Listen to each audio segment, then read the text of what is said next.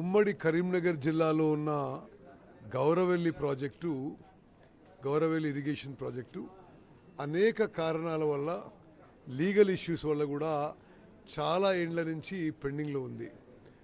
గౌరవనీయులు transport minister Ponnam Prabhakar గారు, హుస్నాబాద్ శాసనసభ్యులు వారు నిరంతరం ఇరిగేషన్ డిపార్ట్మెంట్తోని ఈ గౌరవెల్లి ప్రాజెక్టు పూర్తి చేయాల్సిన ఆవశ్యకత, అవసరం, అర్జెన్సీ గురించి మా మీద పదే పదే ఒత్తిడి తీసుకొస్తున్నారు.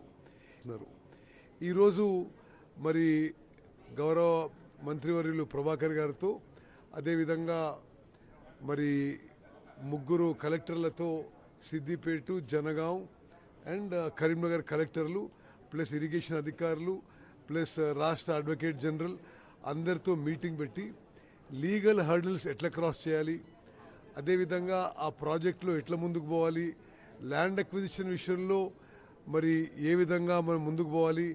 నేను స్పష్టంగా ఒక అష్యూరెన్స్ ఇచ్చిన, ల్యాండ్ అక్విజిషన్కి వెంటనే అమౌంట్ విడుదల చేస్తామని చెప్పి మంత్రి గారికి, అధికారులకు కూడా అష్యూరెన్స్ ఇవ్వడం జరిగింది. అదేవిధంగా ఆ లీగల్ హర్డిల్స్, మరి న్యాయ చిక్కులు ఏ విధంగా అధిగమించాలని చెప్పి కూడా డిస్కస్ చేసినాం. ఎల్లుండి సుప్రీంకోర్టులో కూడా కేసు ఉంది. సుప్రీంకోర్టులో కూడా మనం తప్పనిసరిగా గెలుస్తాం, ఎన్వైరన్మెంట్ క్లియరెన్స్ వస్తుందనే నమ్మకం, విశ్వాసం నాకుంది.